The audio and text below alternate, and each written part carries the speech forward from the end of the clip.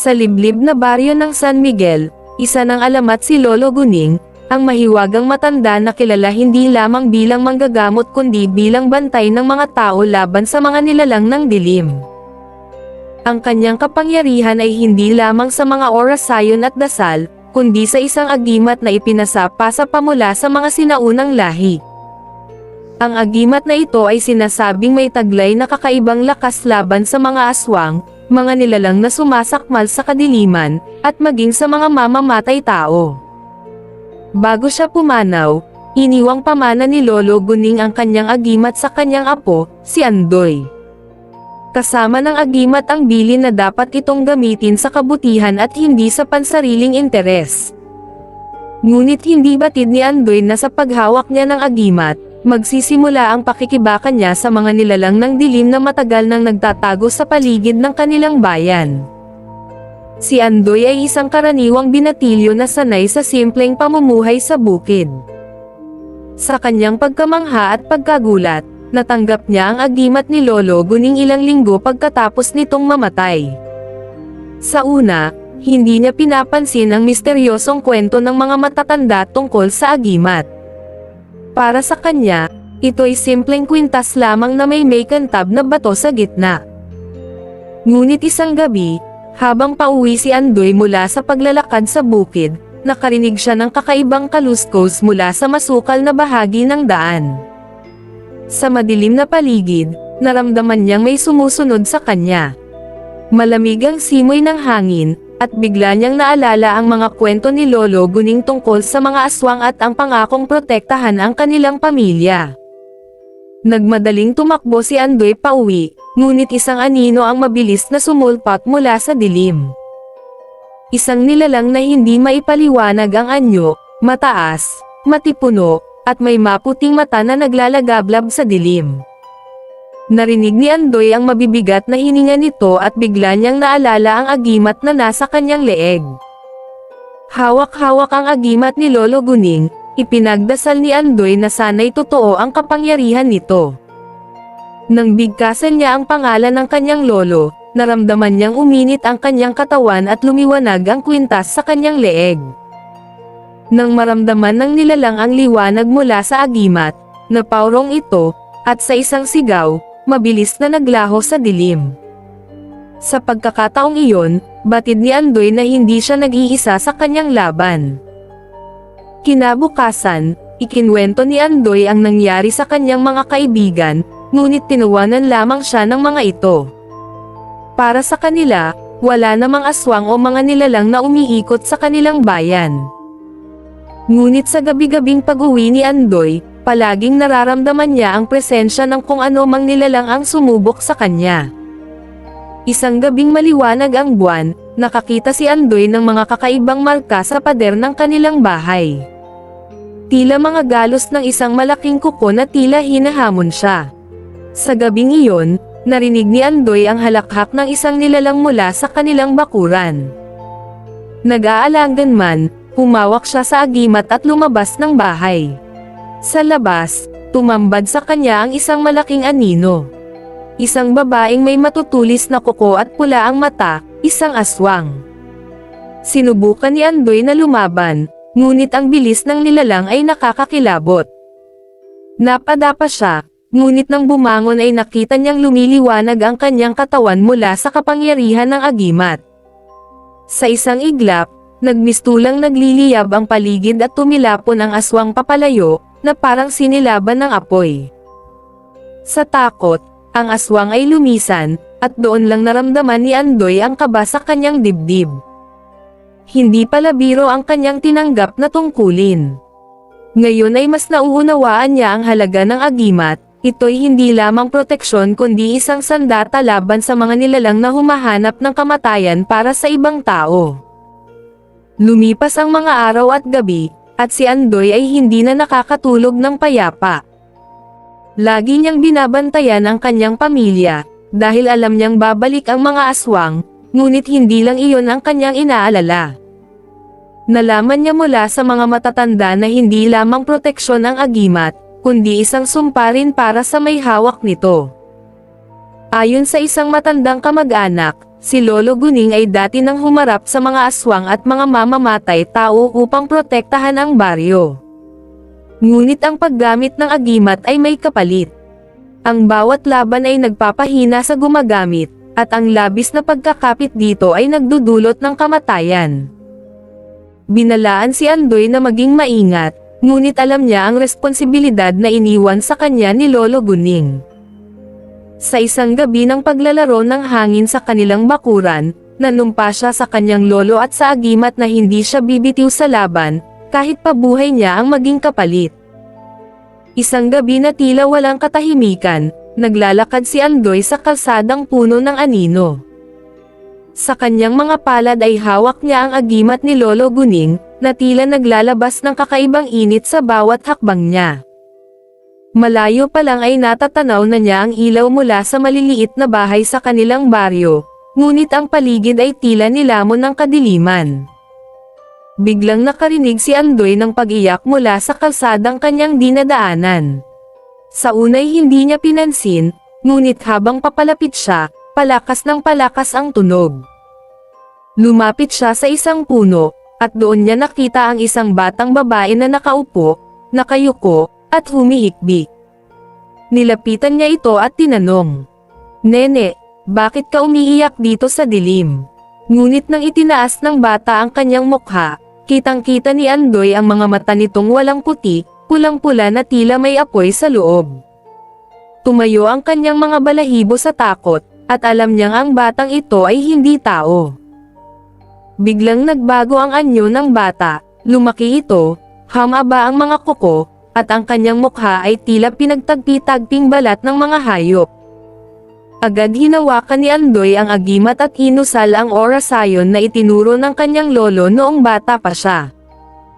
Ang kanyang puso ay bumilis, at sa kanyang isip ay nananalanggan na sana'y sapat ang kapangyarihan ng agimat para iligtas siya.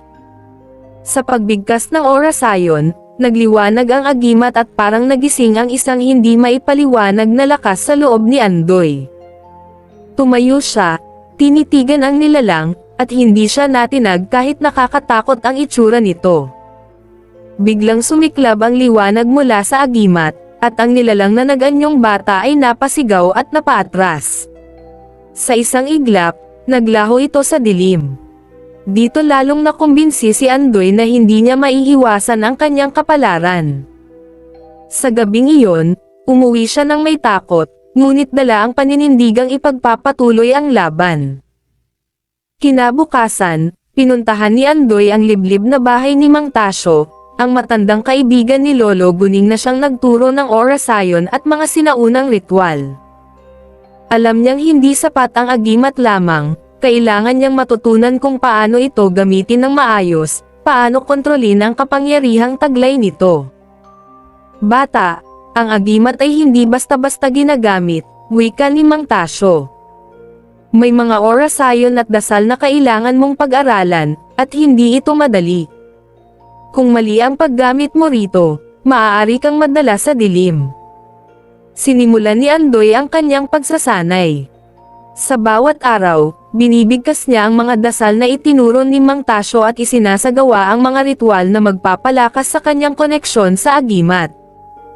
Hindi madali ang bawat araw ng kanyang pagsasanay, minsan ay nahihilo siya, at minsan ay nakakakita siya ng mga kakaibang pangitain. Dahil sa agimat, tila lumalapit sa kanya ang mga nilalang ng kadiliman, ngunit nagiging matatag siya sa bawat pagdaan ng araw. Minsan ay naglalakad siya sa bukid at nararamdaman niyang sinusubaybayan siya ng mga matang nagmamasid sa dilim. Ngunit bawat hakbang niya ay may kasama ng tiwala sa sarili. Alam niyang ang agimat ay nagbibigay sa kanya ng lakas upang labanan ang kahit na anong nilalang na humahadlang sa kanyang daan. Isang gabi, sa ikalawang linggo ng kanyang pagsasanay, bumalik si Andoy sa kanilang baryo matapos ang isang mahabang araw ng pag-aaral ng mga dasal. Nang biglang nagdilim ang kalangitan, walang buwan at tila mas makapal ang anino sa paligid. Parang may mabigat na enerhiya ang bumabalot sa kanilang baryo. Doon niya nakita ang isang kakaibang senyales. Mga alingaw-ngaw ng yapak na tila papunta sa kanilang bahay. Nang makalapit siya sa kanilang pintuan, nakaramdam siya ng hindi maipaliwanag na takot. Biglang tumambad sa kanya ang isang nilalang na mas matangkad pa kaysa sa mga nakalaban niya noon. Ang balat nito ay parang kaliskis ng ahas, at ang mga mata nito ay pulang-pula. Sa takot ng kanyang pamilya, humarap si Andoy sa nilalang at itinayo ang agimat sa kanyang dibdib. Bigla siyang napapikit at nanuot sa kanyang isipan ang mga alaala ni Lolo Guning, ang mga bilin nito at ang lahat ng itinuturo nito. Alam niyang oras na para gamitin ang lahat ng kanyang natutunan. Mabilis niyang binigkas ang mga dasal, at sa bawat salitang lumalabas sa kanyang bibig, ang paligid ay unti-unting nagliliwanag. Sa sandaling iyon, sumiklab ang liwanag mula sa kanyang agimat, na nagmistulang isang malaking apoy na bumalot sa kanyang katawan. Ang nilalang ay tumili at bumagsak sa lupa, tila nagmamakaawang tumigil si Andoy. Ngunit alam ni Andoy na hindi siya pwedeng magdalawang isip. Sa huling oras ng pagsigaw ng kanyang orasayon, natunaw ang nilalang na parang usok na naglaho sa hangin. Nag-iwan ito ng amoy ng nasusunog na dahon at isang malamig na simoy na tila nagpapalam. Ngayon, higit na nauunawaan ni Andoy ang halaga ng agimat ni Lolo Guning. Ito ay hindi lamang isang pamana, kundi isang gabay na nagpoprotekta sa kanilang pamilya at sa buong baryo. Ngunit alam niyang marami pa siyang pagdadaanan at maraming laban ang naghihintay sa kanya. Sa mga susunod na kabanata, haharapin ni Andoy ang mas malalaking pagsubok, mga nilalang na mas makapangyarihan at mas mapanganib. Ngunit sa bawat laban, lumalakas ang kanyang loob at tumatatag ang kanyang kaalaman sa mga lihim ng agimat ni Lolo Guning. Sa huli, siya na ang magiging bagong tagapagtanggol ng kanilang bayan laban sa dilim, dala ang paniniwala at pananampalataya sa kanyang agimat at sa aral ng kanyang lolo.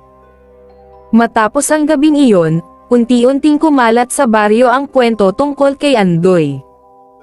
Para sa mga kababaryo niya, isa siyang bayani na katulad ng kanyang Lolo Guning, isang tagapagtanggol laban sa mga aswang at mga mapaminsalang nilalang. Ngunit habang mas sumisikat ang kanyang pangalan, mas lalong nagiging mabigat ang kanyang mga balikat.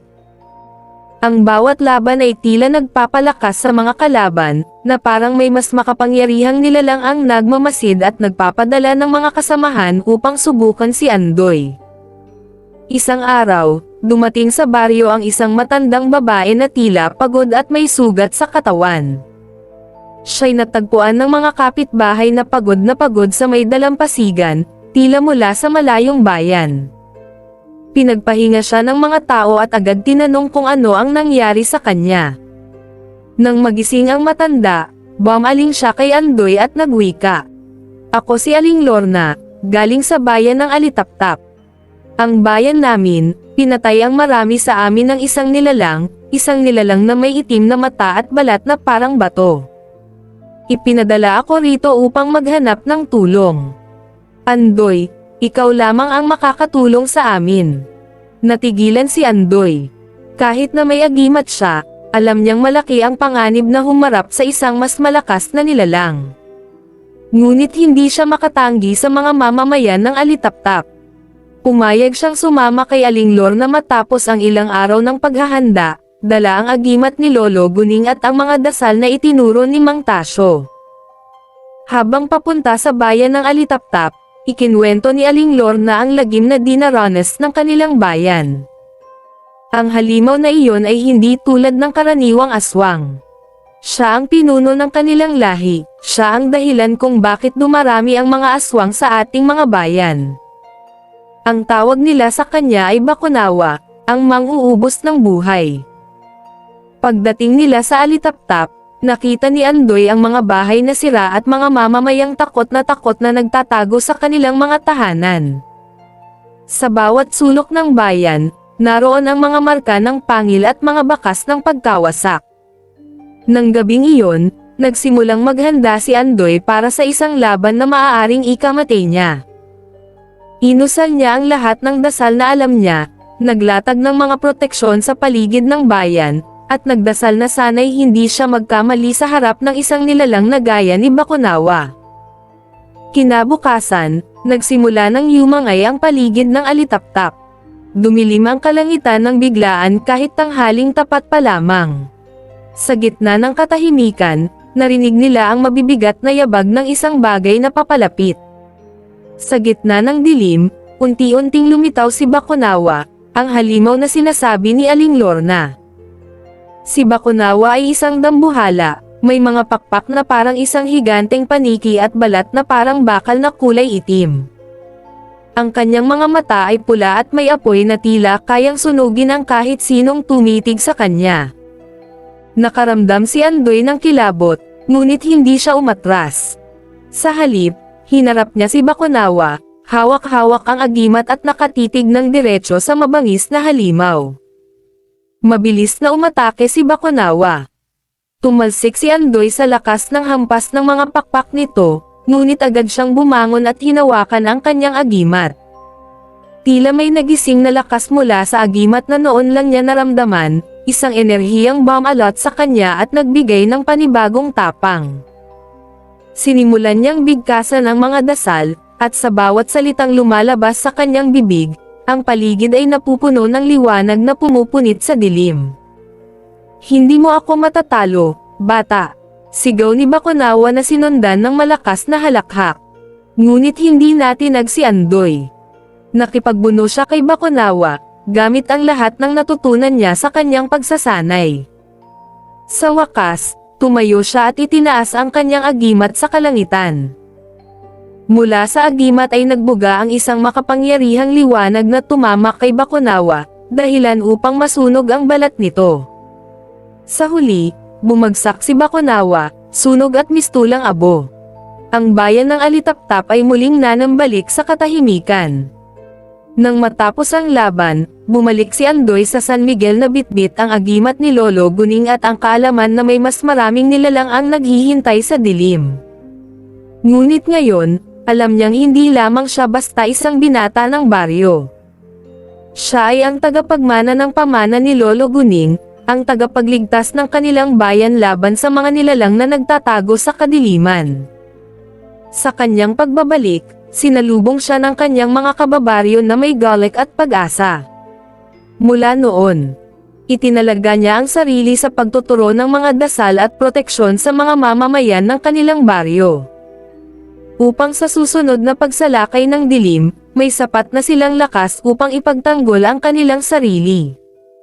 Si Andoy ang naging bagong alamat ng San Miguel, ang bagong tagapagtanggol laban sa kadiliman, dala ang iniwang agimat ni Lolo Guning.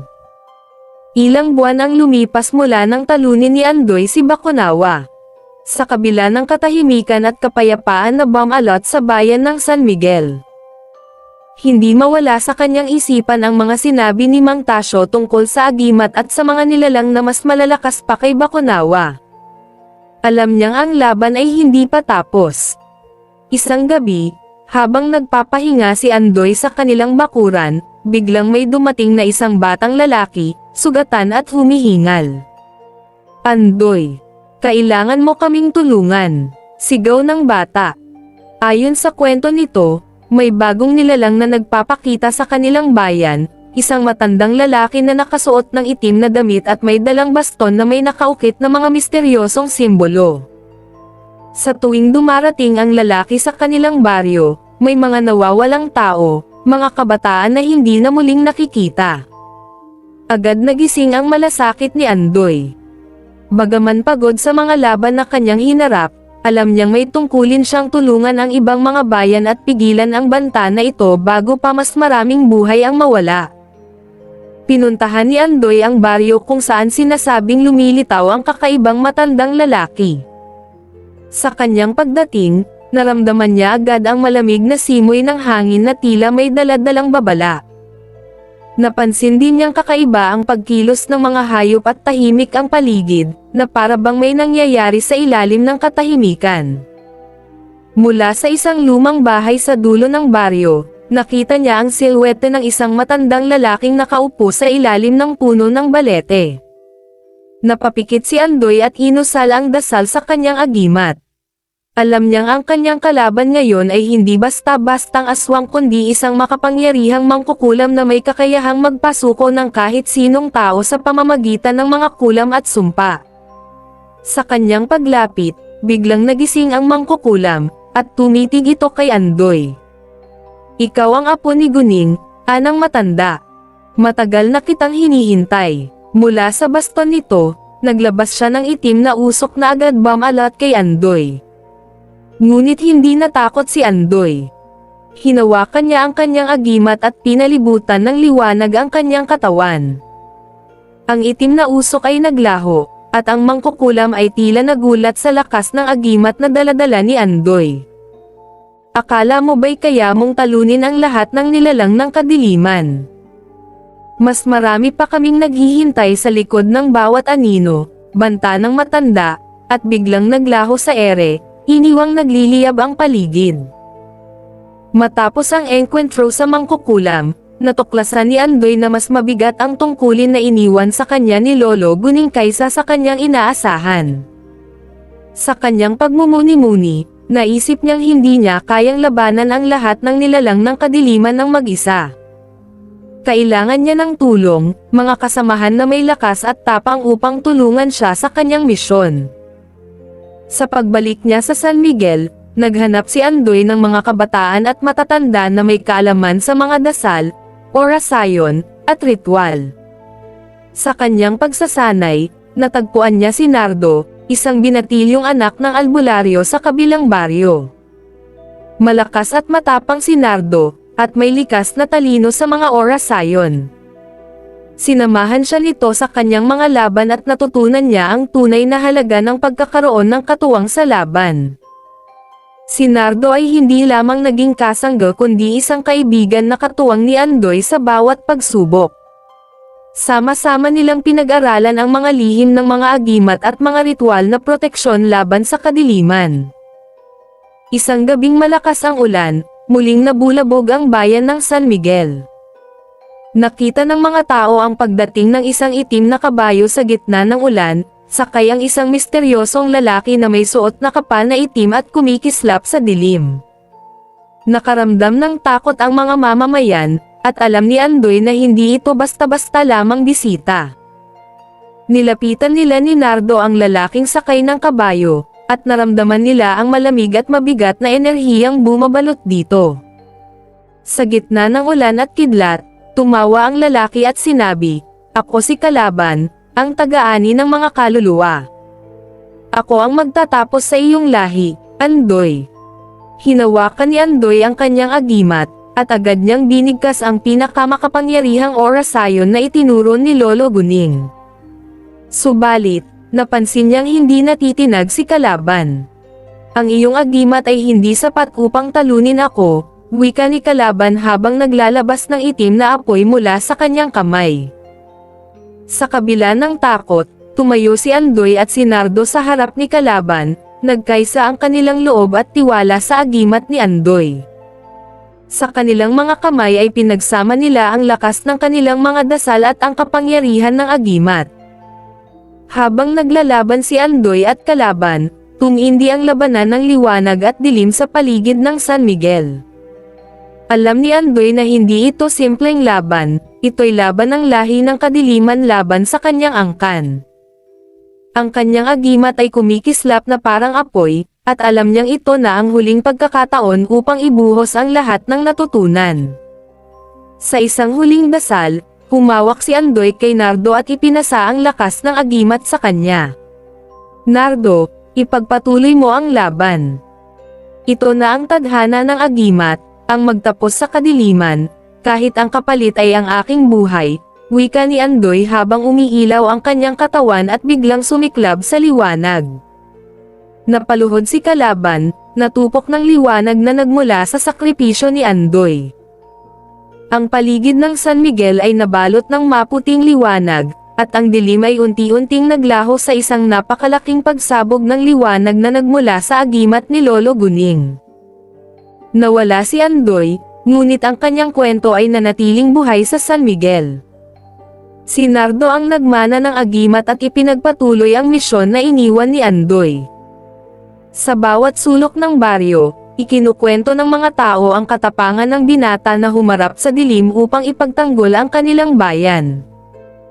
Ang agimat ni Lolo Guning ay naging simbolo ng katapangan at sakripisyo, isang alaala na nagpapaalala sa kanila na sa kabila ng dilim, palaging mananaig ang liwanag. Wakas.